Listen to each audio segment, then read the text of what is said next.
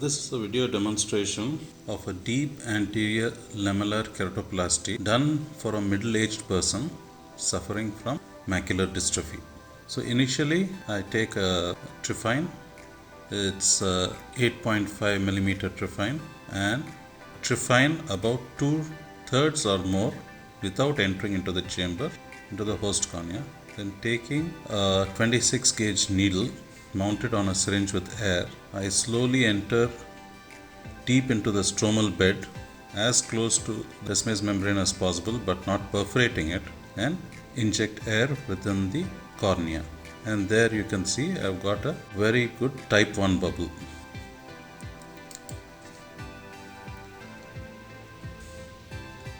Now taking my crescent blade, I go ahead and actually do a lamellar keratectomy.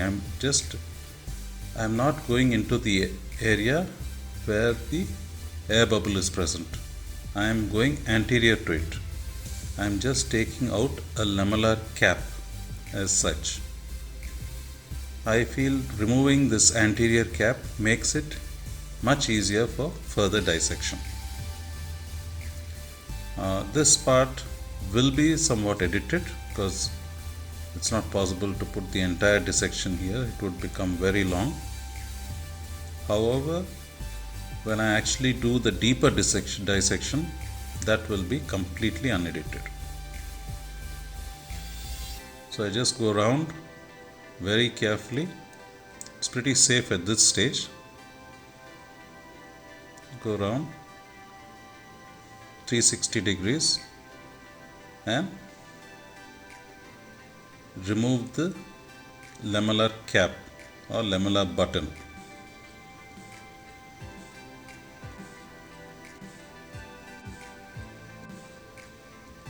Here I am using blunt tipped scissors to finally excise this button, and then very carefully I am going from the periphery, not the center as most people would do.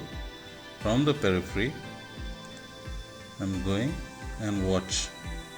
To do this very carefully, should not perforate the descemes membrane. I am tenting up the tissues, anterior tissues, with a tooth forceps, and there I just punctured. The air has been let out. I know I am in the right plane. From here on, I do not use my sharp blade. I am taking my crescent once again and very carefully getting into the plane from where the air has escaped.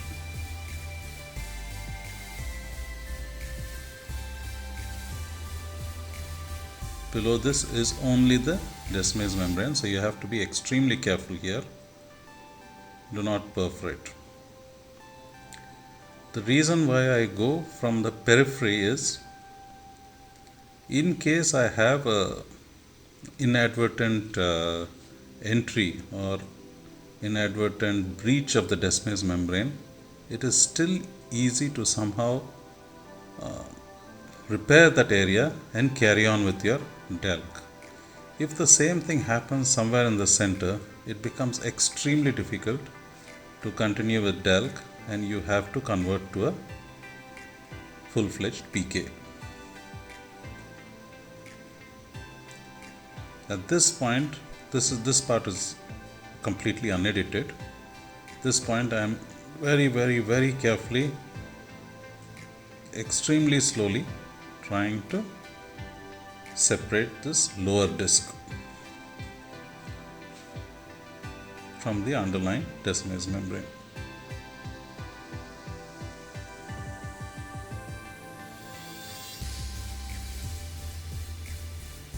As long as you don't dissect downwards towards the descemes membrane and you sort of tilt slightly upwards, you will be pretty safe. However, you have to be extremely careful, especially while doing the central area. And here I am using the same crescent knife to cut the disc at the periphery.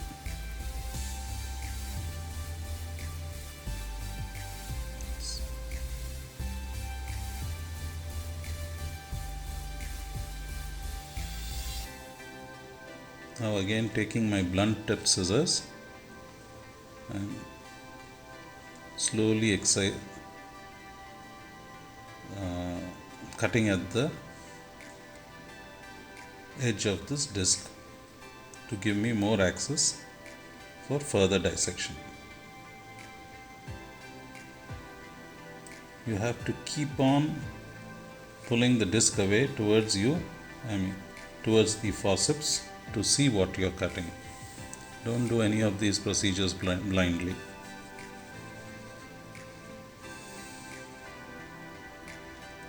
Once I am sure I can carry on with dissection, I go ahead.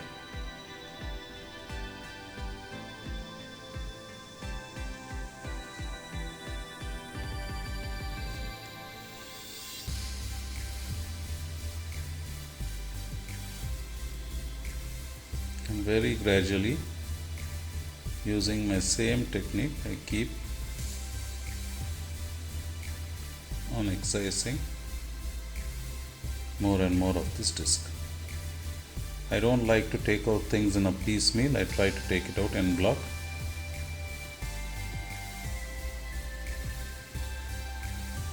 Here I am dissecting specifically under the edge of the host cornea.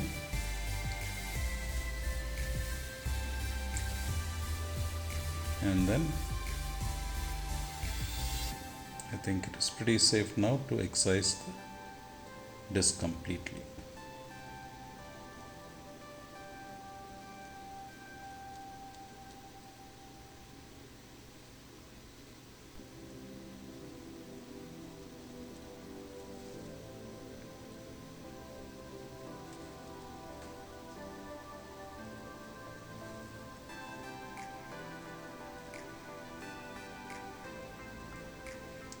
And now the donor cornea, you obviously have to remove the Descemet's membrane.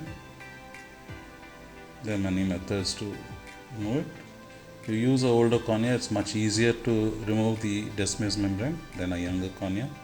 This, as you can see, is an older cornea. You can make out from the arcus there. And the beauty of DALK surgery is you do not need very good donor tissue.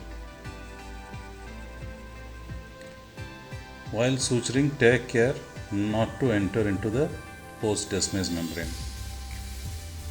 If you do that, it will tear open and the whole AC will flatten. And if large, then you would have to convert to a PK.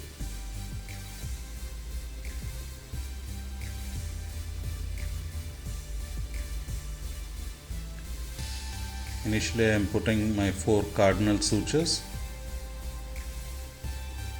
all following the same principles. I go almost full thickness, but not, and make sure I do not enter the host supporting Descemet's membrane.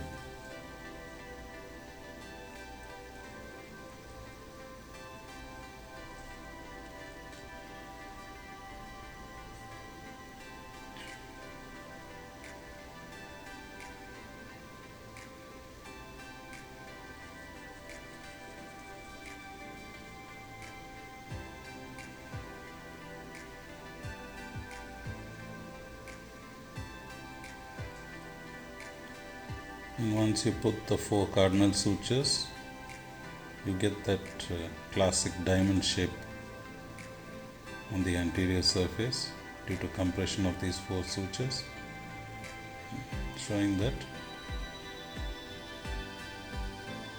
the cardinal sutures are pretty well placed.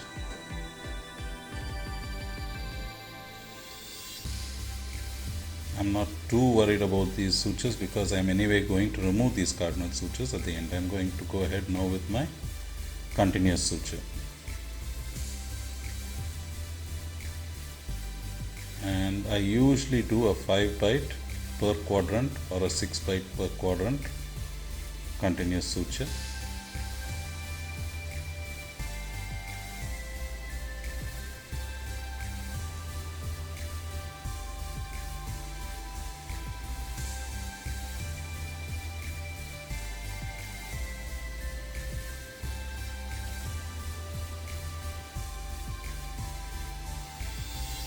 I'm not going to show you the entire suturing. We will be almost fast forwarding or editing part of it out.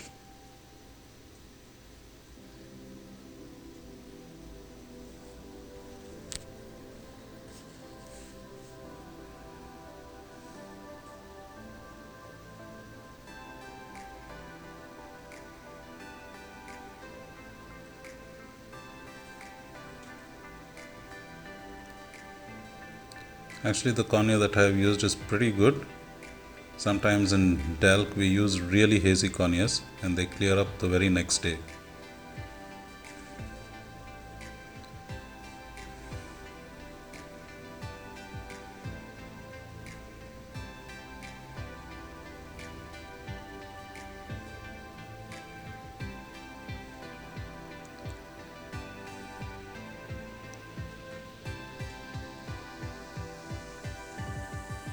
Do not lock your sutures by mistake, and almost come round.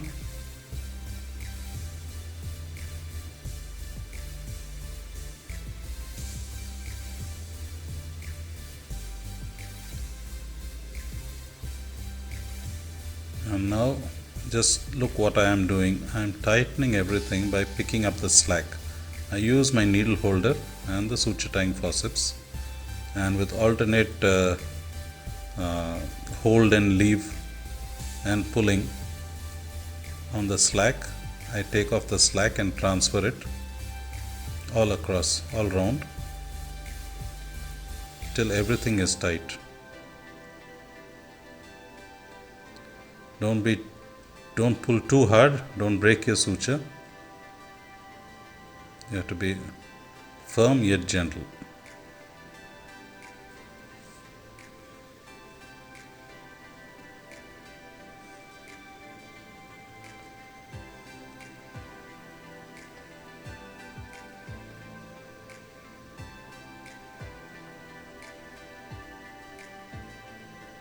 And there I have come completely round.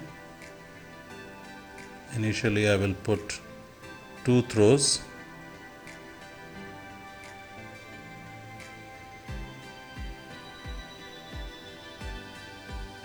tight, watch, all is well, and then I put another 4 throws. There are 6 throws. It's not shown in the video, but altogether I definitely make more than 4 throws for the knot. Once I have finished that, I slowly, very carefully remove the cardinal sutures. Be extremely careful not to cut your continuous suture by mistake.